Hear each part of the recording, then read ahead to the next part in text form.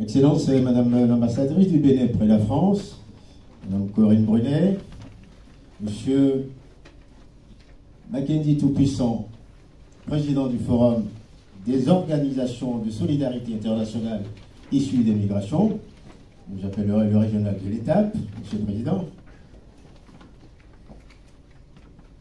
Et nous serons, au nom du Conseil des Béninois de France, et je vous souhaite la bienvenue. Mais sans oublier les présidents d'associations qui sont présents, les présidentes et présidents des associations membres du CBF, les sympathisants donc, du CBF, et bien entendu, les membres du CBF que nous sommes. Nous vous remercions beaucoup de votre présence à ce colloque commémorant les 25 ans de... Je vous remercie. Et je vais inviter monsieur Aroumalégué Jean-Charles, président du Conseil des Béninois de France, à prendre la parole. Déjà s'installer.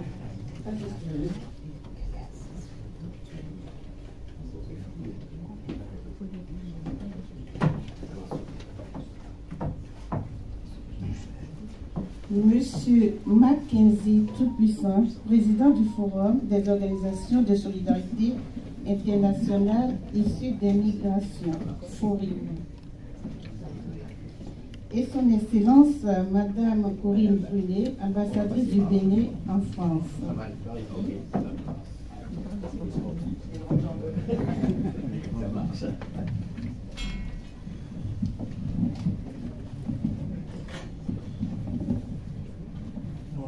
Bonjour à toutes et à tous. On remercie les différents membres du Présidium. Et sans plus tarder, nous donnons la parole au président Jean-Charles Aroumalégué, président du Conseil des Béninois de France, pour son mot d'ouverture. Merci. Merci beaucoup, et Madame, Monsieur le modérateur. Madame l'ambassadrice du Bénin en France, Monsieur le Président du Forum des organisations de solidarité internationale issues des migrations, Monsieur le Président du Haut Conseil des Béninois de l'extérieur monde, HCE, Mesdames, Messieurs les Présidents d'associations, Mesdames, Messieurs les membres du bureau du Conseil des Béninois de France, chers membres du CBF, chers compatriotes, chers invités. Et parmi ces invités, j'aimerais saluer la présence de Monsieur le professeur Martin Chobli, fondateur du SAMU Bénin, de Monsieur Mohamed Gassama, ancien maire adjoint de Paris 20e, qui nous a tant aidé, et qui a aussi tant aidé le Forum, Monsieur Michel Padonou, président des élus français d'origine béninoise et fort. Je vais m'arrêter là pour ne pas faire trop de jaloux. Nous sommes très heureux que vous ayez pris un peu de votre temps pour participer à ce colloque commémorant le 25e anniversaire de la création du CBF. Nous remercions plus particulièrement son Excellence Madame Corinne Brunet, ambassadrice du Bénin en France, d'avoir accepté d'être parmi nous, malgré son emploi du temps très chargé. J'espère que vous ne serez pas déçu de votre passage chez nous, votre Excellence, parce que votre prédécesseur, l'ambassadeur Angla, quand on l'avait invité à la restitution des rencontres du Bénin 2022, il avait dit face à la salle, j'ai jamais vu autant de Béninois devant moi pour pouvoir échanger avec eux. On venait de sortir du Covid, etc. J'espère que vous ne serez pas déçus de leur présence. Comme nous le rappelons souvent,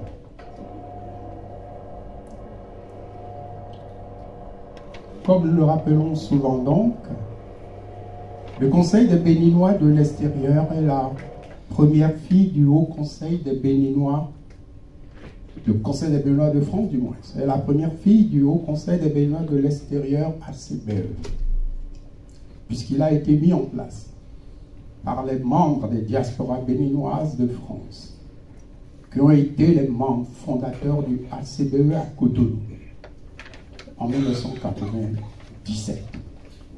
C'est la plus ancienne fédération depuis 1990 de Béninois dans le monde. Depuis 1999 et sa création, le CBF a été lui-même membre fondateur en France du Forum des organisations de solidarité internationale issues des migrations, FORIM. Le FORIM a une plateforme de plus de 40 fédérations de migrants de différentes origines, Afrique, Asie du Sud-Est, Océan Indien. Et je salue la présence ici du président du Forum. Lorsque nous étions revenus de Cotonou en 1997, nous pensions que nous allions faire la révolution parce que je ne sais plus le nombre exact de Béninois de la diaspora qui étaient à Cotonou, mais c'était un monde fou. C'était la première fois qu'on se retrouvait aussi nombreux pour mettre quelque chose en place. Donc on se disait, on va faire la révolution. Nous étions portés par une flamme dévorante qui nous faisait penser que tout serait différent désormais. Avec le CBF, nous ne savons pas si, 25 ans plus tard, nous avons vraiment réussi. Comme il a été dit tout à l'heure, un film résumera la vie du CBF depuis 25 ans. Nous ne savons pas si nous avons réussi, disais-je tantôt, mais le grand mérite qui revient aux anciens et nouveaux membres du CBF, c'est que 25 ans après, le CBF est toujours là, toujours debout.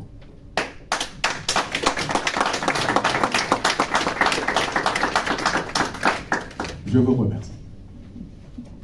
Nous allons donner la parole au président Mackendy, tout puissant, le président du Forum, pour son mot d'ouverture. Merci. Merci. Madame l'ambassadrice d'Excellence, chers membres du Conseil des Béninois de France, mesdames et messieurs, chers invités, je vous salue en vos rangs, grades et qualités. C'est avec une grande joie que je prends la parole aujourd'hui pour célébrer les 25 ans du Conseil des Béninois de France. Permettez-moi tout d'abord de remercier chaleureusement le Conseil, le CBF, pour cette invitation et pour l'opportunité qui m'est donnée de m'adresser à vous en cette occasion si spéciale. Je profite pour remercier le président Jean-Charles Aoumadekbe, qui est lui-même ancien président du Forum. En tant que membre fondateur des organisations de solidarité internationale issues des migrations, le Forum, je tiens à exprimer ma plus grande admiration pour le travail remarquable accompli par le CBF depuis sa création en 1999. Par des visionnaires de la diaspora béninoise en France, avec pour objectif de fédérer les Béninois de France et de contribuer au développement du pays d'origine, le Bénin. Le CBF a su, au fil des années, se positionner comme un acteur incontournable dans le développement du Bénin et dans la promotion de la solidarité internationale. Le CBF, le président Jean-Charles vient de le dire, est l'un des premiers membres du Forum, un membre fondateur. Et son engagement, ainsi que son dynamisme, ont largement contribué à la réussite du Forum. Le Forim, créé en 2002 pour promouvoir la solidarité internationale et la coopération entre les diasporas et leurs pays d'origine, a trouvé le CBF, un partenaire de choix dévoué et efficace. Votre engagement et votre dévouement ont permis en 25 ans de réaliser des projets ambitieux et innovants qui ont eu un impact significatif sur les communautés béninoises, tant en France qu'au Bénin. Je voudrais saluer tout particulièrement les nombreux micro-projets cofinancés grâce au programme PRAOSIM, programme d'appui aux organisations de solidarité internationale issues des migrations, soutenu par le Forim. C'est plus qu'un soutien, c'est créé par la diaspora, pour la diaspora et mise en œuvre par la diaspora. Avec le soutien, l'accompagnement du ministère de l'Europe et des Affaires étrangères, ainsi que l'Agence française de développement pour le suivi des fonds. Ces projets ont non seulement amélioré les conditions de vie de nombreuses personnes, mais ils ont également renforcé les liens de solidarité, de coopération entre la France et le Bénin à travers sa diaspora. Le CBF a également joué un rôle crucial dans l'autonomisation des jeunes filles à travers des projets comme ceux menés à Nati Tingou et Diakotome.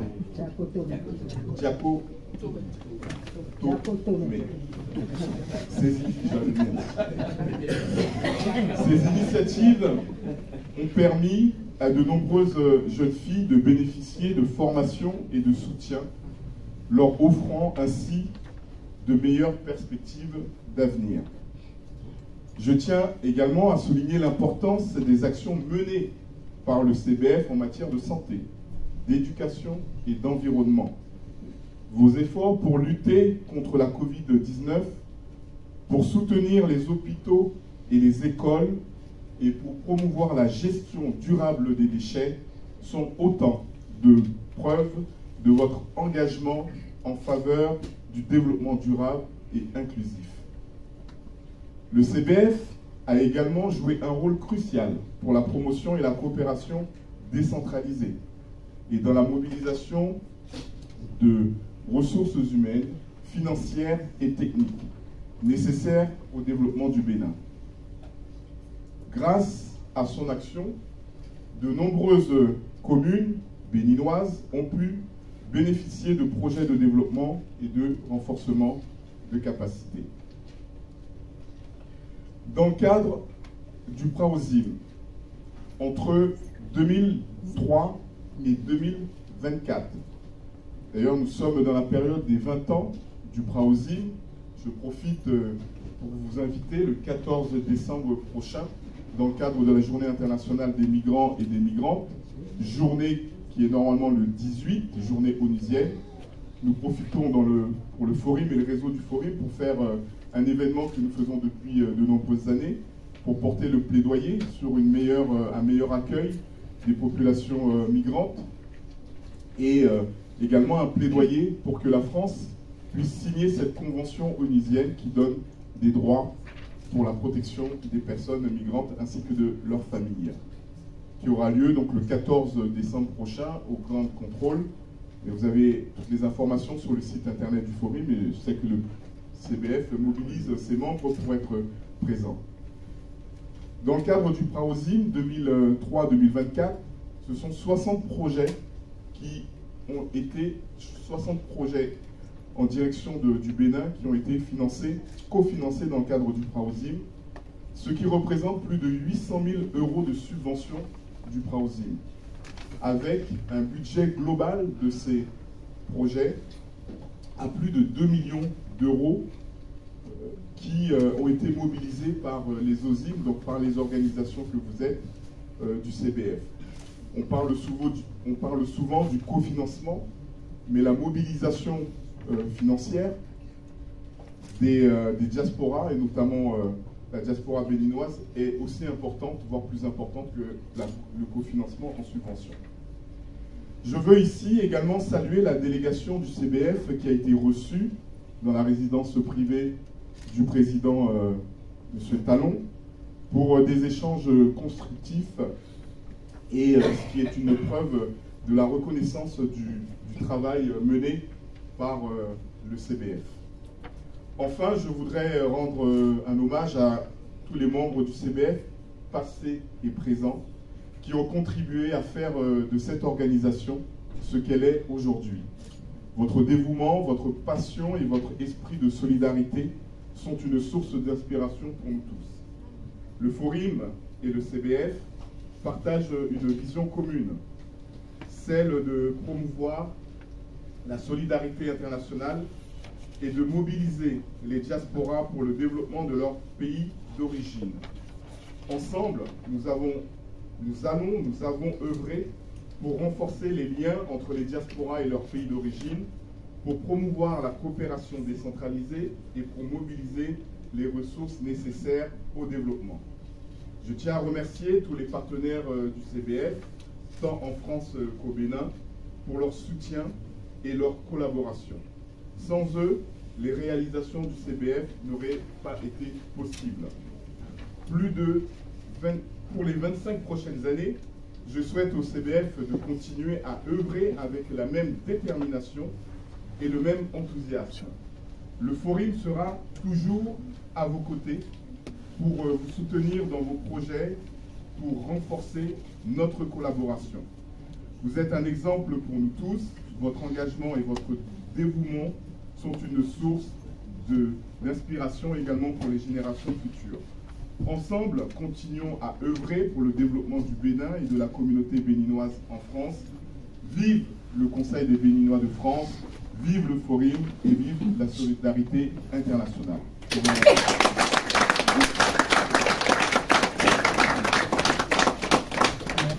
Merci beaucoup. Je tiens à remercier au nom du CBF le président tout-puissant, président du Forim, pour cette allocution. Et à présent, nous donnons la parole à son Excellence, Madame Corinne Brunet, ambassadrice du Bénin près la France, pour son allocution. Merci beaucoup. Monsieur le Président du Conseil des Béninois de France, Monsieur le Président du Forum des organisations de solidarité internationale issues des migrations, Madame la Ministre conseiller en charge de la section consulaire à l'ambassade du Bénin à Paris, chers présidents d'associations, chers membres et délégués du CBF, Mesdames, Messieurs, je dois dire que c'est un réel plaisir et un honneur d'être ici parmi vous pour ce moment important, ce moment qui célèbre les 25 années d'existence, mais surtout d'action, ça a été souligné au cours de vos discours, du Conseil des Béninois de France. Votre engagement inébranlable, vos actions concrètes et votre capacité à fédérer les Béninois résidant dans l'Hexagone sont, à mon sens, un élément clé et un catalyseur de l'action et du rayonnement du Bénin à l'extérieur. Le Conseil des Béninois de France a su s'imposer comme étant un pilier d'une diaspora dynamique, d'une diaspora active, et pour cela je tiens à vous partager mes plus sincères félicitations. J'ai aussi l'honneur de vous annoncer aujourd'hui que le ministre des Affaires étrangères, son Excellence Olusegun Adjadi Bakari, a accepté votre demande et aura l'honneur et le plaisir d'accueillir la conférence de presse officielle de commémoration des 25 ans du Conseil des Béninois de France dans la célèbre salle Fleuve Jaune du ministère des Affaires étrangères à Cotonou.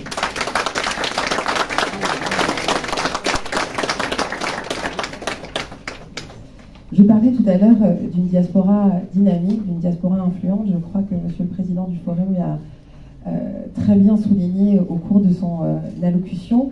Et le thème du colloque que vous avez choisi cette année, qui est Conseil des Béninois de France, 25 ans au service de la communauté béninoise, ici et là-bas, illustre à mon sens parfaitement votre mission. Être une passerelle entre les Béninois de France et le Bénin, une passerelle qui incarne les valeurs de solidarité et de progrès, des valeurs qui sont, comme vous le savez, très chères à notre président Patrice Talon et très chères à la dynamique de transformation que connaît le Bénin aujourd'hui. La mobilisation que je vois, et Monsieur le Président, je suis très honorée et je ne crois pas pouvoir être déçue par mon passage ici ce matin, témoigne de l'attachement que vous avez chacun à ces valeurs et de la pertinence de vos préoccupations. On m'a soumis quelques-unes de vos questions que j'ai parcourues et lues avec attention, et vos préoccupations sont essentielles pour notre communauté. J'ai vu qu'elles concernaient à la fois l'accompagnement et le soutien à notre jeunesse, l'efficacité des services consulaires, le soutien aux projets culturels et aux projets associatifs, mais encore aussi la participation électorale. Et je voulais, permettez-moi de vous rassurer et de vous dire que ces préoccupations sont au cœur de notre action. Comme vous le savez, au sein du déploiement de ces 25 années du quart de siècle du CBF, les défis sont multiples. En revanche, l'ambassade, la section consulaire et l'administration en général sont mobilisés pour les relever. Et je voulais vous dire qu'on était déterminés à poursuivre la dématérialisation des services consulaires pour pouvoir faciliter les démarches administratives et aussi pour pouvoir accélérer leur efficacité. Et je tiens à préciser, vous le savez certainement, depuis la réforme diplomatique de 2020, l'ambassade du Bénin en France a une juridiction européenne, ce qui veut dire que nous nous adressons à la fois aux Béninois résidant dans l'Hexagone, mais aussi aux Béninois résidant dans toute l'Europe. Dans les pays voisins où nos communautés sont les plus fortes, comme en Allemagne ou comme en Italie, mais aussi dans les pays nordiques où on a une plus faible concentration. Et donc vous imaginez là le nombre de défis qui sont à surmonter pour essayer de vous servir au mieux au quotidien. En ce qui concerne les élections présidentielles 2026, je tenais également à vous assurer que tout sera mis en œuvre pour faciliter la participation de tous les Béninois. Et là, je voudrais faire une petite parenthèse. Le plus grand défi pour essayer d'accompagner sa diaspora, c'est de réussir à la connaître et à l'identifier. On a lancé, avec le ministre des Affaires étrangères, il y a de ça un peu moins d'un an, c'était en avril 2024, ce qu'on a appelé le registre des Béninois de l'extérieur. Registre des Béninois de l'extérieur qui, pour s'y enregistrer, consiste à procéder à votre immatriculation consulaire. Et c'est un élément clé de notre capacité à pouvoir interagir avec notre diaspora. Cette immatriculation consulaire, qui est une démarche complètement en ligne, vous permet, vous, d'obtenir une attestation consulaire et nous permet, nous, représentation diplomatique ici à Paris, gérant l'Europe, de savoir qui vous êtes, de savoir où vous êtes et de pouvoir surtout vous parler et partager des informations. Et donc ça, je vous le souligne, mais Madame Goyer pourra peut-être vous en parler tout à l'heure. Et puis enfin, sur le plan culturel et associatif, je suis convaincue qu'il nous faut multiplier ce type de rencontres. Parce que c'est par l'échange, et c'est effectivement la première fois que je peux m'adresser à vous, membres et délégués du CEBF, présidents d'associations et amis, pour que la richesse des idées et des initiatives se traduise aussi en actions concrètes au service de notre communauté, ici et là-bas. Et je ne voudrais pas prendre plus de temps, parce que c'est intéressant qu'on puisse aussi échanger en direct. Je voudrais, en conclusion, mesdames, messieurs, en célébrant aujourd'hui le quart de siècle du CBF, on honore non seulement le passé, son histoire, que vous aurez l'occasion de parcourir, comme je l'ai compris cet après-midi, mais surtout, nous regardons avec confiance ensemble l'avenir. Vous êtes des acteurs clés de cet avenir, il se construit ensemble, et sachez que l'ambassade du Bénin à Paris fera de son mieux pour être à vos côtés et pour travailler à renforcer vos efforts et vos actions. Et puis je conclurai en nous invitant, pas qu'en vous invitant, parce que nous avons aussi, en tant que représentants de la haute autorité et du gouvernement, à poursuivre cet engagement et à continuer d'écrire ensemble cette belle histoire de solidarité et de résilience et d'espoir. Et je dirais que le témoignage de la mise à disposition de cette salle est une reconnaissance de votre action par le ministère des Affaires étrangères, mais c'est aussi un symbole de l'importance que revêt la diaspora pour notre gouvernement, parce qu'on sait que la diaspora, c'est aussi le moteur de la visibilité de notre pays en France et plus largement en Europe, et c'est aussi le moteur de la transformation et du rayonnement de notre cher Bénin. Merci beaucoup, merci à tous.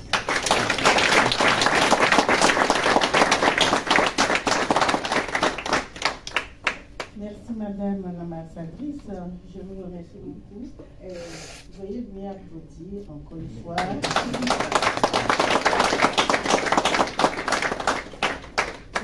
J'allais aussi rajouter que le CBF n'intervient pas qu'au Bénin, parce qu'il y a aussi d'autres communautés que le CBF, dans d'autres communautés que le CBF intervient, c'est-à-dire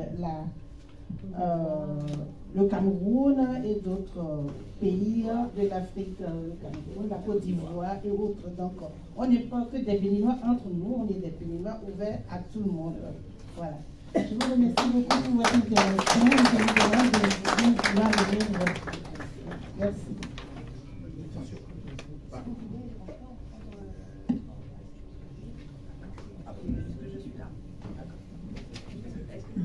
Je prenne peut-être, allez, on va dire 5 questions. D'accord. Si ça vous va. D'accord. Donc, on va commencer par le professeur Aïssi qui a levé la main.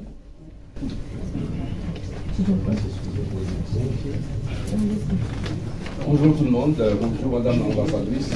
Bonjour professeur. Juste une question qui est importante. Le président Ouattara tout à l'heure disait la mobilisation de notre communauté, d'abord à la conférence nationale de 1990, et puis ensuite à la mise en place donc, du HCDE, ce président, et puis du CBF. L'un des actes de 1990, c'était pour la diaspora, qui était fortement mobilisée. On était 17 délégués de France et une quarantaine d'Europe et beaucoup plus au niveau de l'Afrique. C'était d'avoir, notamment dans les continents, des consulats généraux. Et mieux pour la France, on avait souhaité que cela soit aussi des binationaux qui puissent l'être.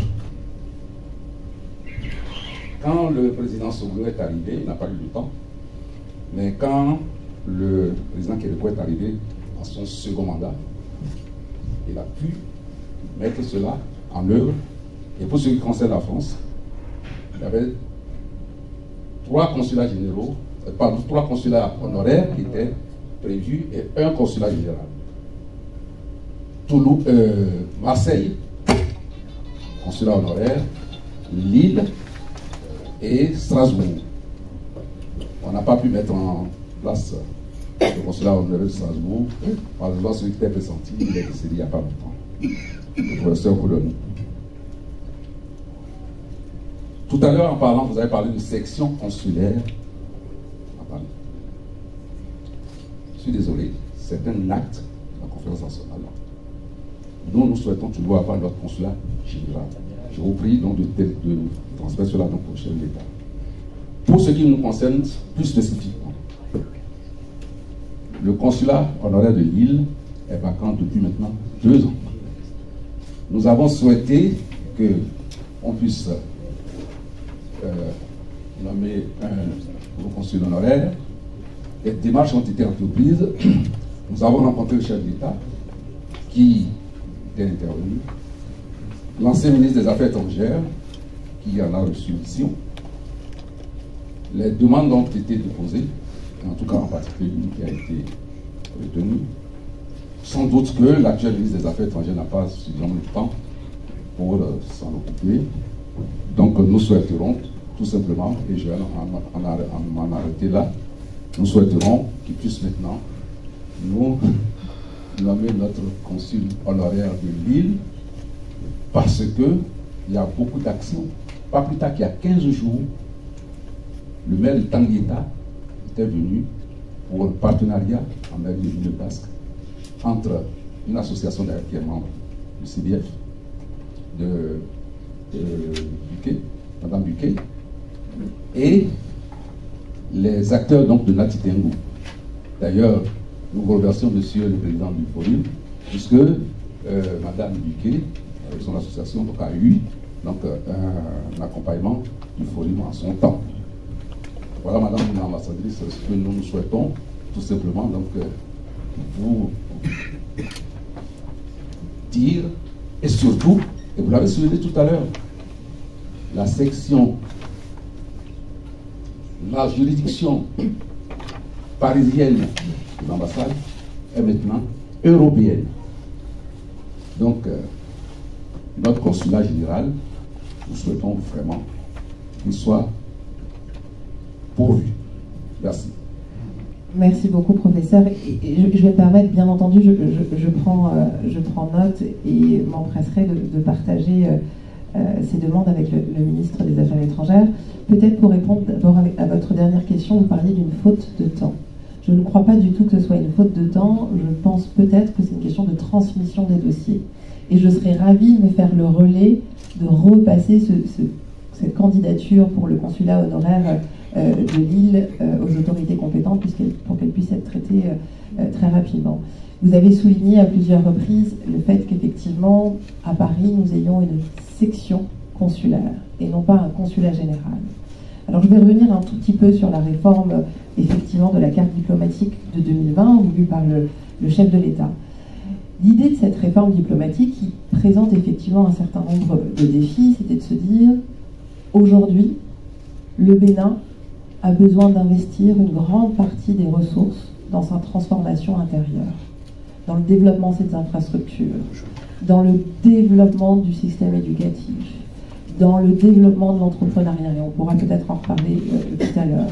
Et que de fait, comme l'ensemble de ces ressources et de ces énergies sont nécessaires à l'intérieur, nous allons rationaliser notre empreinte diplomatique. Et nous avons tenté de revoir cette empreinte avec des pôles régionaux. Paris pour l'Europe, Washington pour l'Amérique du Nord, Brasilia aujourd'hui pour l'Amérique latine, même si on a un lien historique avec Cuba, et puis j'en passe. Donc effectivement, ça a donné lieu, et vous le savez tous, à la fermeture d'un certain nombre d'ambassades, à la fermeture d'un certain nombre non pas la fermeture du consulat général, puisque la section consulaire aujourd'hui fonctionne comme le consulat général.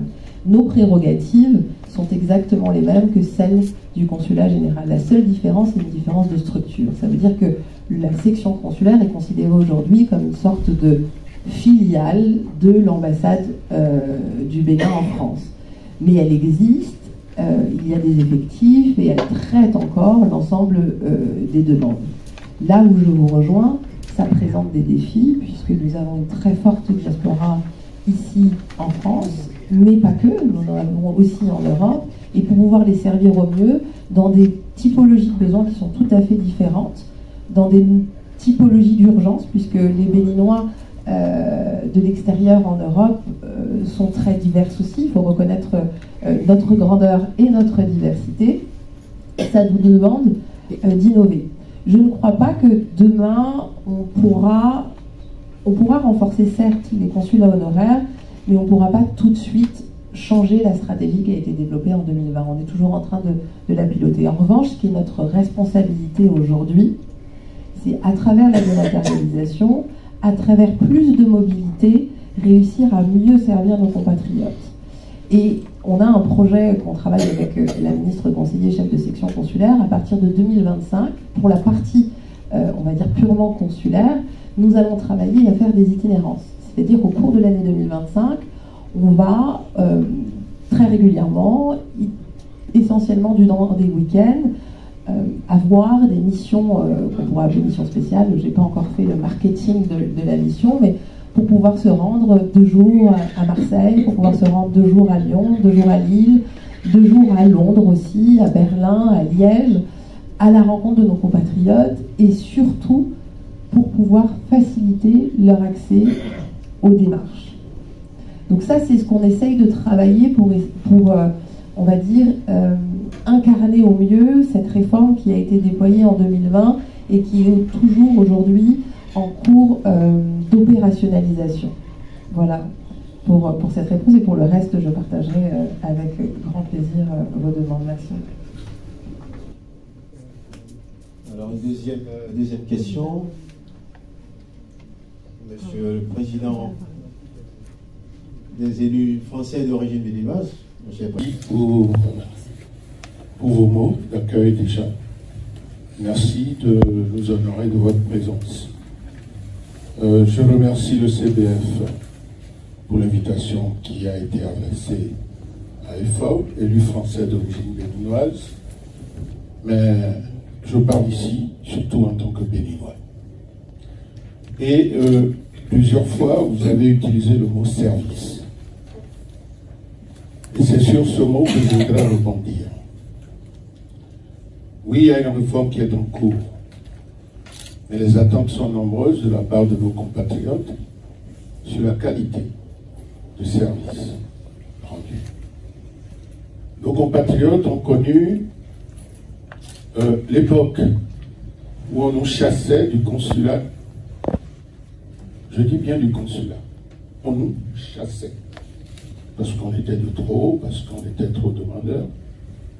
Puis ils ont vécu le consulat général avec des douceurs, notamment les indicateurs d'efficacité qui ont été mis en place au détour de la certification. Mais la certification, ce n'est qu'une démarche, c'est les outils qui sont là-dedans qui sont intéressants. Et nos compatriotes ont été habitués à des indicateurs temps de service, de rendez-vous,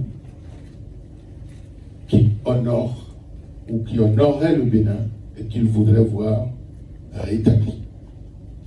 Aujourd'hui, un fort mouvement d'insatisfaction existe. N'est-il pas possible de redéfinir de nouveaux indicateurs à la mesure du périmètre actuel de votre mission et d'en informer largement les compatriotes pour nous rassurer, mais aussi pour déconstruire un peu, en tout cas rectifier, la trop bonne habitude qu'on avait prise. Merci. Merci, Monsieur le Président. Pour répondre à votre question, nous avons des indicateurs temps et des indicateurs rendez-vous. Quand je suis arrivée en fonction en août 2023, nous étions dans une situation extrêmement critique à la section consulaire. Beaucoup d'entre vous ont peut-être subi cette situation. À décembre 2023, il n'y avait plus aucun rendez-vous disponible à la section consulaire pour toute l'année 2025. C'est une situation qui a duré 2 mois et demi. Nous avons organisé l'année dernière, en février, effectivement en région parisienne, puisque c'était à Ivry-sur-Seine, une mission spéciale d'enrôlement des Béninois au passeport et au RAVIP, qui nous a permis aussi de lancer à l'époque l'immatriculation consulaire. En 2 semaines, nous avons enrôlé plus de 2000 personnes. Cette opération a aussi été l'occasion de lancer un nouveau système de prise de rendez-vous. Et donc, certains ont peut-être fait l'expérience de ce nouveau système de prise de rendez-vous. Ce n'est pas uniquement une nouvelle plateforme de prise de rendez-vous, c'est aussi une plateforme qui nous permet, en back-office, pardonnez-moi pour ces terminologies et ce très très bon français, de mesurer le respect des horaires de rendez-vous et de mesurer aussi la durée de traitement des différents rendez-vous selon leur typologie. Donc nous avons des indicateurs. Ce déploiement d'outils ne peut pas fonctionner, ne peut pas présenter ses résultats seul. Donc cet outil a été aussi accompagné d'un certain nombre de formations, qui sont aussi des formations continues, d'utilisation de l'outil aux agents de la section consulaire, mais aussi de techniques d'accueil. Et vous avez dit le mot service, il est extrêmement important, puisque ce qu'on essaye de faire aujourd'hui, c'est de faire en sorte que tout le monde ait la compréhension que nos agents à la section consulaire sont des prestataires de service. Et donc, la qualité de service et de placer le Béninois en sa qualité finalement de client nous permet de travailler à l'amélioration des services. Oui, ce n'est pas parfait aujourd'hui. Je mentirais ce que je vous disais aujourd'hui, et la ministre conseiller me rejoindrait là-dessus si je vous disais que tout va bien, que tous les rendez-vous sont respectés, qu'on arrive à tenir les indicateurs de temps. En revanche, on y travaille au quotidien. On y travaille, en améliorant aussi les conditions de travail de nos agents, qui, vous l'avez dit, ont le périmètre France, mais aussi un périmètre européen, en tâchant chaque jour d'améliorer aussi la qualité des outils qui sont à leur disposition, et de l'autre côté aussi, et ça je dois le dire, de faire de la pédagogie auprès de nos compatriotes pour leur expliquer que nous permettre de respecter les créneaux de rendez-vous, c'est aussi les responsabiliser et leur demander de respecter les processus de prise de rendez-vous. Et pour ceux d'entre vous peut-être qui travaillent dans le service client ou encore dans l'administration française, vous représentez les FAB et vous savez très bien ce que c'est que le service dans une administration. On répond aux défis d'efficacité, on répond aux défis de civilité et parfois d'incivilité, et on répond aussi à certains de nos compatriotes qui des fois vont faire le chemin depuis l'Allemagne ou depuis l'Italie, qui ne vont pas rentrer dans les procédures de prise de rendez-vous, mais comme ils ont voyagé pendant une journée, pendant 2 journées, qu'ils ont peut-être que 10 heures, 14 heures à Paris, on ne peut pas non plus les mettre dehors. Donc on va tenter d'absorber au mieux ce flux qui va de fait perturber aussi l'équilibre de tous les outils qu'on a déployés. Donc on répond à des défis en la section consulaire comme toutes les administrations et comme toute finalement activité de service. On a trouvé des solutions, on n'a pas encore la bonne recette. On travaille avec le ministère des Affaires étrangères pour commencer à digitaliser une partie de nos services. Vous avez eu, je parlais d'immatriculation consulaire, que je vous invite tous à faire si ce n'est pas déjà fait. On a fait aussi la dématérialisation de la procuration, on a dématérialisé le laissez-passer, et on va continuer au fur et à mesure à dématérialiser, tout en essayant d'accompagner aussi nos compatriotes pour que tous puissent accéder à cette qualité de service. Donc c'est une réponse qui est un peu longue, mais c'est pour vous dire que on a conscience de tous les défis qui sont encore à relever et de comment nous devons continuellement travailler à l'amélioration de la qualité des services.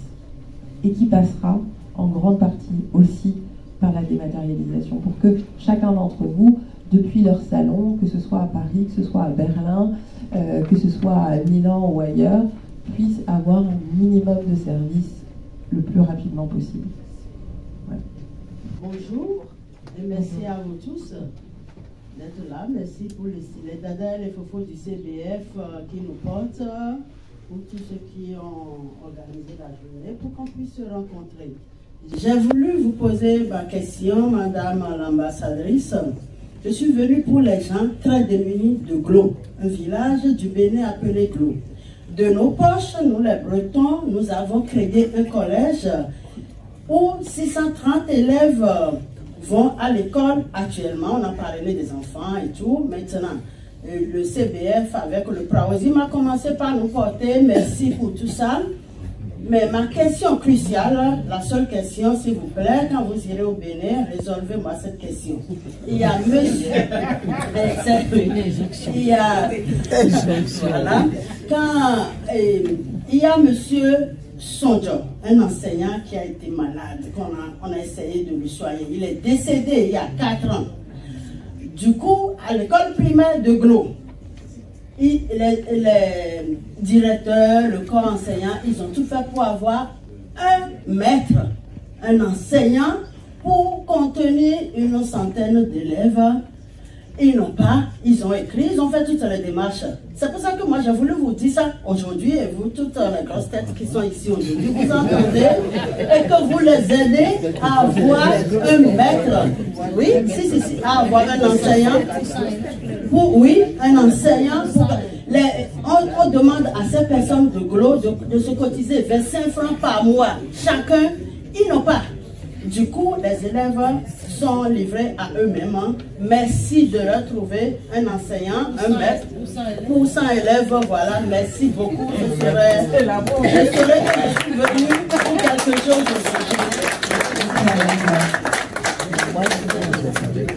Excellence, messieurs les présidents d'associations, de fédérations.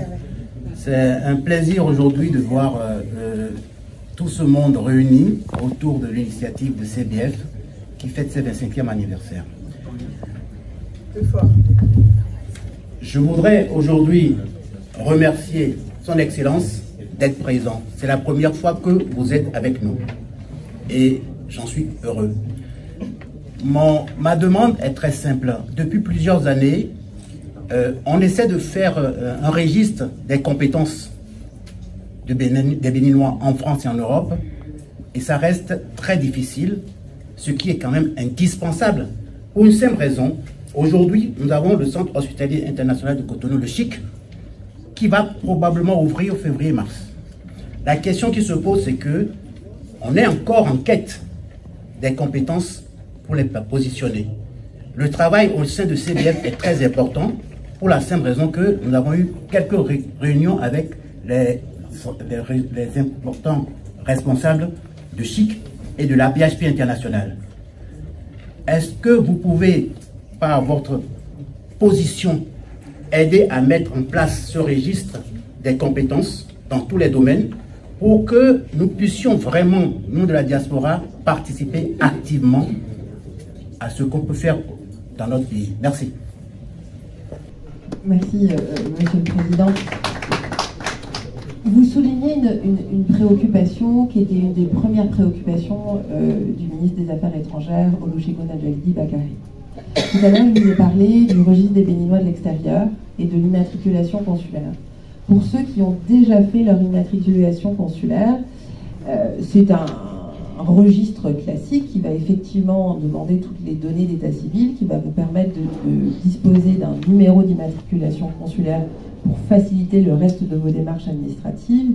Mais c'est surtout à l'intérieur de ce registre qu'on vous demande aussi quel est votre métier ou quelle est votre fonction et dans quel secteur vous travaillez.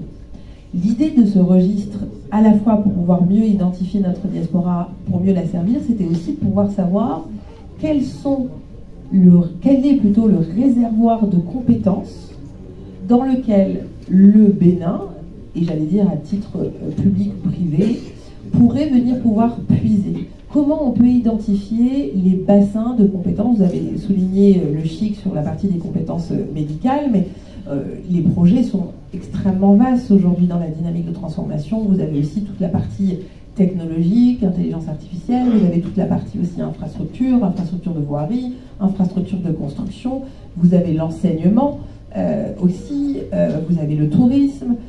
Et donc ce registre a vocation à répondre exactement et parfaitement à la préoccupation que vous soulignez là aujourd'hui, à pouvoir connaître nos compatriotes et à pouvoir savoir quelles fonctions nous pourrions à terme peut-être leur proposer et comment surtout on peut mieux les connecter avec la dynamique en marche aujourd'hui dans notre pays.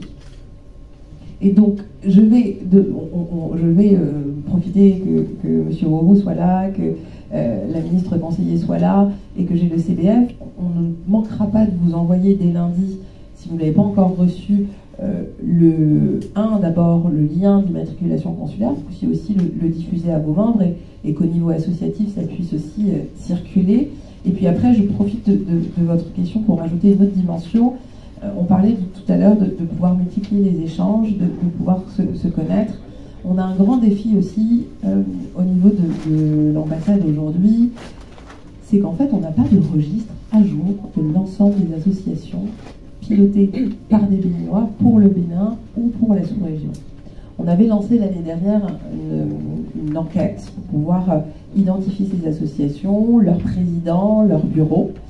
Il s'avère qu'on n'a pas eu le taux de réponse escompté. Donc on va refaire l'exercice là en cette fin d'année jusqu'en janvier. On va rediffuser ce questionnaire de sorte qu'on puisse identifier votre association et toutes les autres qui œuvrent effectivement en France, mais même plus largement. Je sais que vous êtes aussi connectés. Et merci au président aussi du HCBE qui peut aussi le diffuser plus largement en Europe. Voilà, merci beaucoup. Bonjour, Excellence, Madame l'ambassadrice, je suis Yolande Francisco. président de l'association et répondant aussi à la dynamique du CBF, servir ici et servir là-bas. Je suis présidente ici, je suis élue locale à Ouidah. Et donc, pour l'instant, je suis là pour servir. Et j'ai voulu... je vous avais évoqué la nécessaire et appréciable dynamique de dématérialisation. Je l'apprécie aussi. Cependant, depuis 2 semaines, je suis passée au consulat pour une procuration, pour me faire délivrer une procuration. Et voilà, je ne l'ai toujours pas eu parce que la plateforme serait inopérationnelle.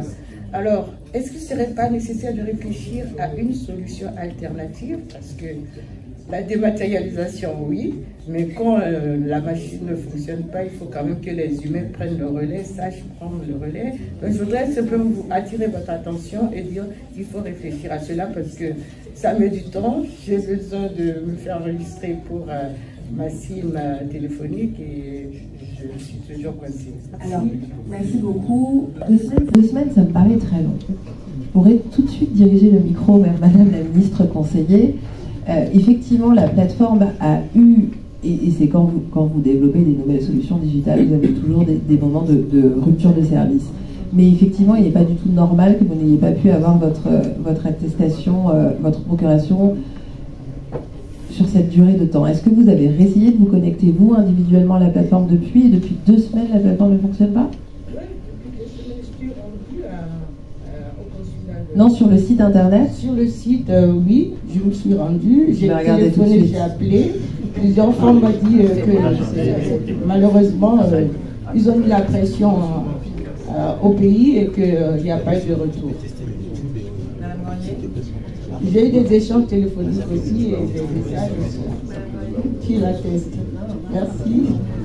Il y a un problème de synchronisation des données. Le micro pour Madame la ministre. Au fait, il y a eu un problème de synchronisation des données de l'ANIP avec celle du ministère des Affaires étrangères. Donc, les compatriotes n'arrivent pas à recevoir le code OTP sur leur numéro de France. C'est ça en réalité.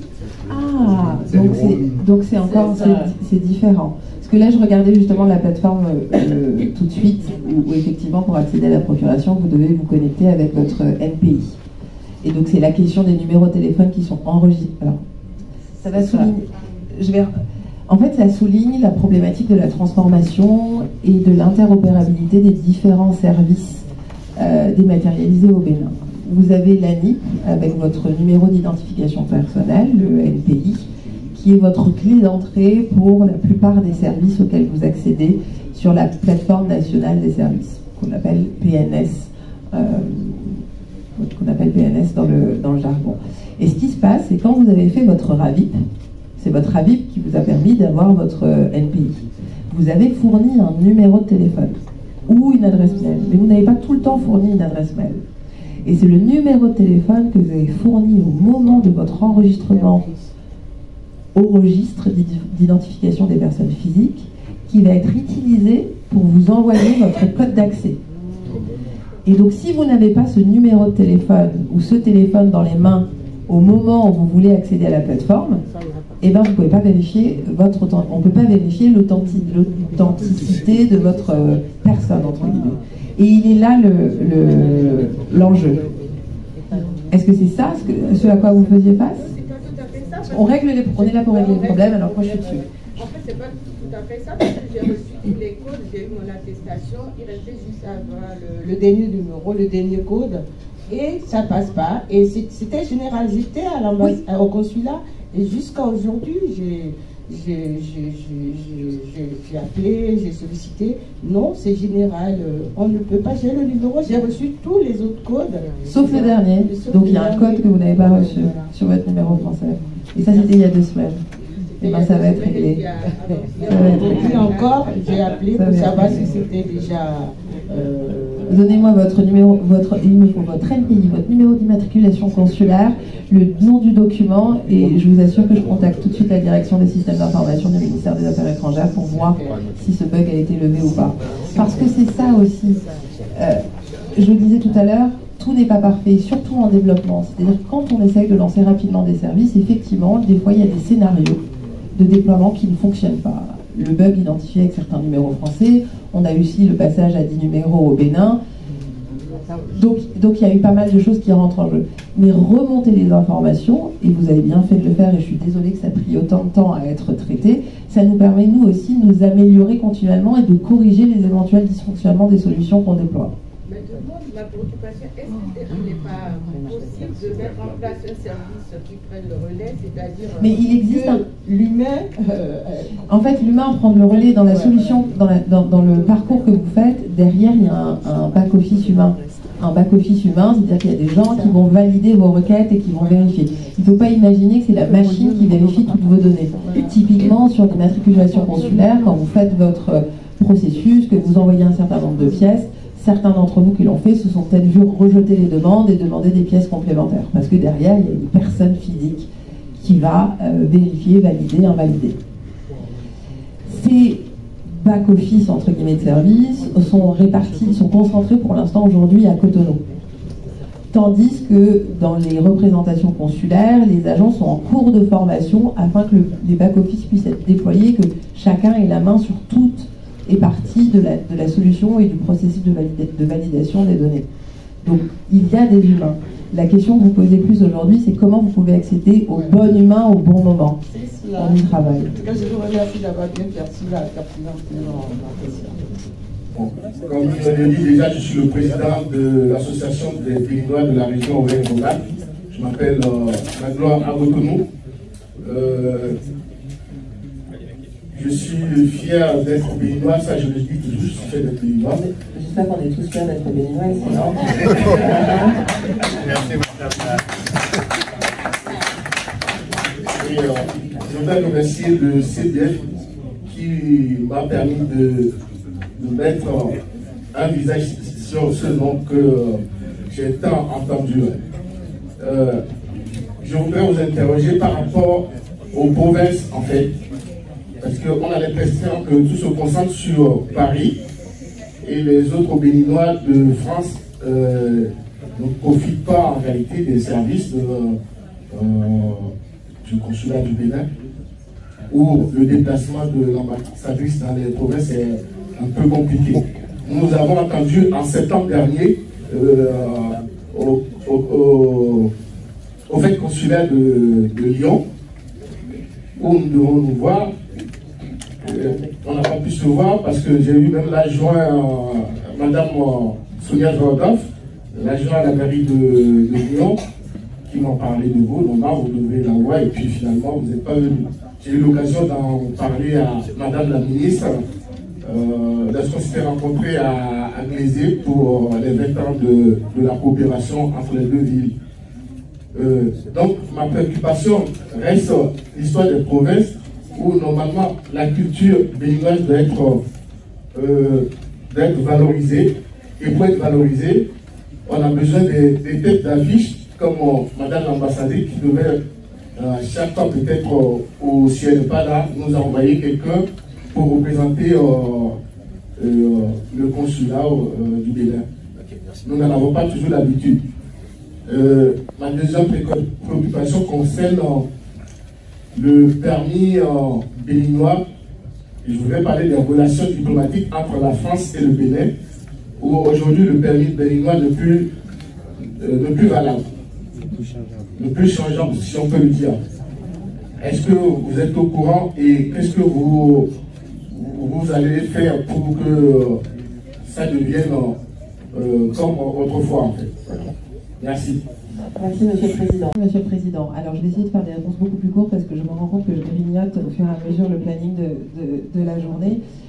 Pour répondre à votre première question, malheureusement, malgré tout le pouvoir conféré par nos ancêtres, je n'ai encore pas réussi à me démultiplier, ni à étendre le temps, et mes journées font toujours que 24 heures. Et, comme je l'ai souligné, Au niveau de l'ambassade et surtout à mon niveau en tant qu'ambassadeur, je couvre, vous l'avez compris, toute l'Europe, mais peut-être une dizaine de pays. Donc je suis souvent en train de voyager à Bruxelles, à Berlin, à Londres, à Genève, de temps en temps aussi des déplacements en France, et il est difficile de répondre positivement à toutes les invitations. Et parce que l'autre chose aussi, c'est que la spécificité de l'ambassade du Bénin à Paris, c'est qu'on a une triple compétence. Cette triple compétence veut dire qu'on gère à la fois les affaires bilatérales, c'est-à-dire les relations d'État à État, qui vont intégrer aussi en partie la coopération décentralisée, mais aussi les affaires multilatérales, c'est-à-dire la défense des intérêts béninois au sein des organisations internationales. C'est le cas, par exemple, à l'UNESCO, où je suis déléguée permanente, et c'est le cas aussi sur toutes les organisations onusiennes qui sont à Genève et d'autres organisations, par exemple à Rome ou à Vienne. Donc voilà le défi.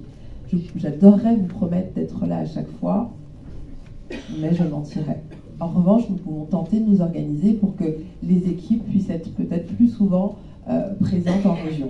Mais si vous avez écouté ce que je disais tout à l'heure, c'est qu'on va essayer en 2025 de faire des tournées régionales avec deux volets. Un premier volet d'échange comme celui qu'on a aujourd'hui, et un deuxième volet aussi de facilitation de l'accès aux démarches d'enrôlement au passeport et d'enrôlement au registre physique des personnes, donc d'enrôlement au RAVIP. Maintenant, sur la deuxième question, rafraîchissez-moi la mémoire, je crois que j'ai perdu. Le permis de conduire. Oui, bien sûr que je suis au courant du permis de conduire. En fait, ce qui s'est passé, pour que vous compreniez, c'est qu'en 2016, il y a une décision au niveau du Sénat français qui fait que la réciprocité ou l'automaticité de la valeur des permis étrangers a sauté. Ce qui veut dire que ça n'a pas concerné que le Bénin. En fait, il y a toute une série de pays qui n'avaient pas tenu de négociations intergouvernementales pour l'équivalence du permis de conduire, se sont vus retirer en fait cette acceptation du permis béninois. On est en 2024 aujourd'hui, vous allez me dire ça fait 8 ans. Oui, c'est vrai, ça fait 8 ans. Il faut savoir que pour ce type de négociation intergouvernementale, il y a environ 2 pays au maximum qui passent chaque année.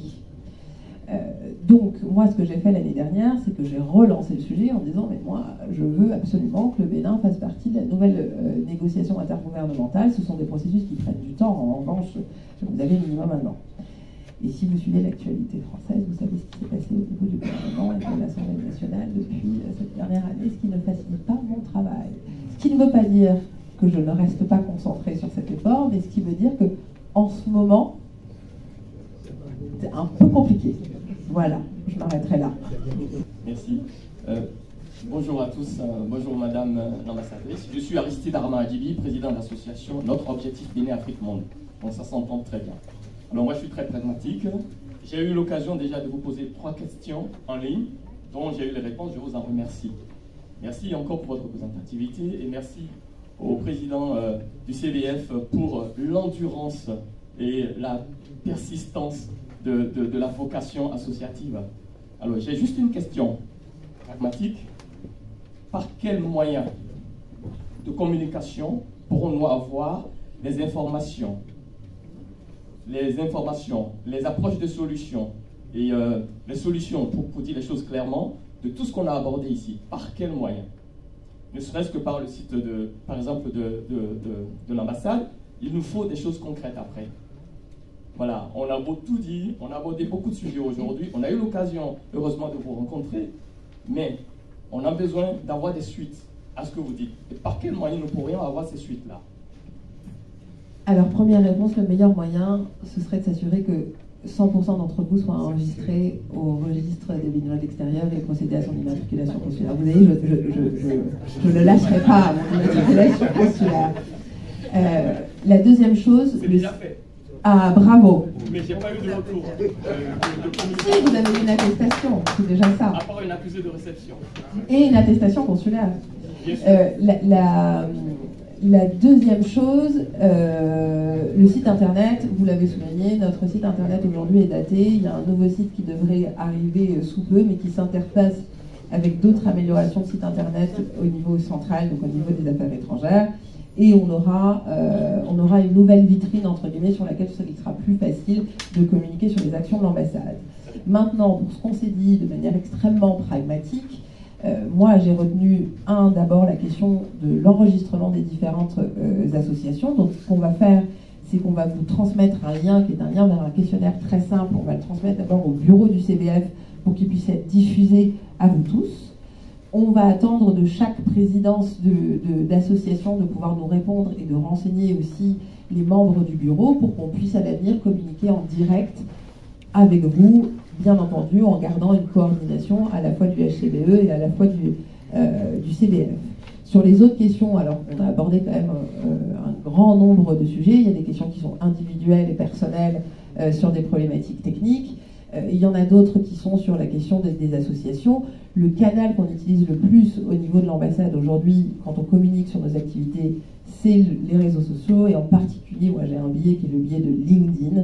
Même si on ne fait pas encore assez, on essaye de faire au mieux et de s'améliorer chaque jour. Et puis après, ce sera un canal de réseau plutôt d'échange d'emails, et c'est pour ça qu'on a besoin de vous d'identifier toutes les associations qui agissent chaque jour. Très bien. Voilà. Merci à vous. Je vous remercie. Je vous remercie beaucoup, Son Excellence, Madame l'ambassadrice. Je vous remercie beaucoup parce que dans le programme que nous avons fait, comme je le disais à votre assistant, il n'était pas prévu que vous preniez des questions et que vous répondiez aux questions. Les ambassadeurs ont toujours assisté à toutes les réunions qu'on a organisées, mais le premier qui a pris des questions, c'était votre prédécesseur le plus récent, l'ambassadeur à l'avant, qui a dit « Bon, je vais quand même prendre des questions. Pourquoi ?»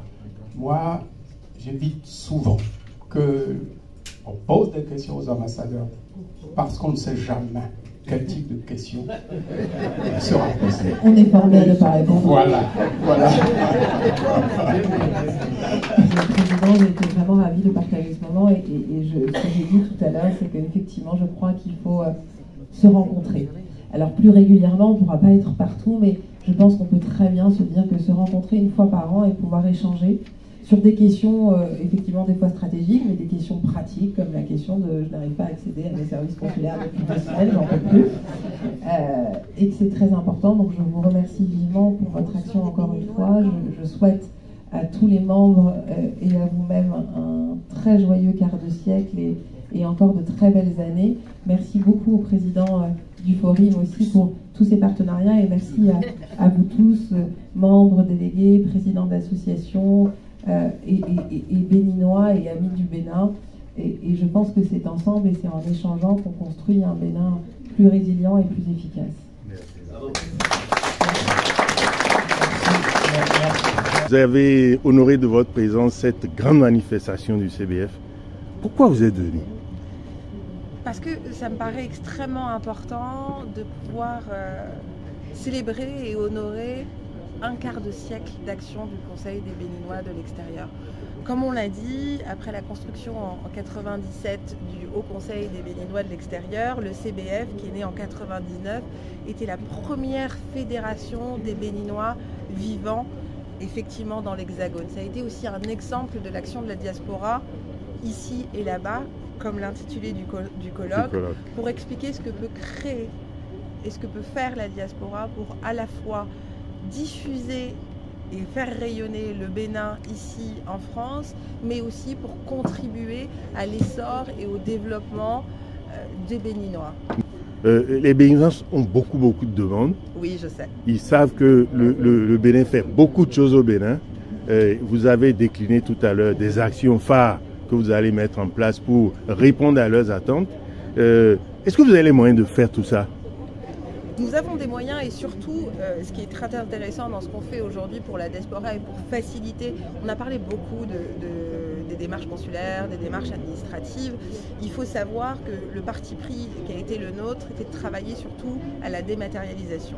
Cette dématérialisation, elle répond à un énorme projet qui s'appelle e-Diaspora et qui est piloté par le ministre des Affaires étrangères avec la direction des systèmes d'information du ministère des Affaires étrangères pour réussir à développer et à tester et à améliorer en continu les systèmes et les e-services dématérialisés qui sont offerts spécifiquement aux Béninois de l'extérieur. Donc oui, des moyens sont mis en place, ils sont mis en place au central et nous ici à Paris on se le fait le relais de ce projet.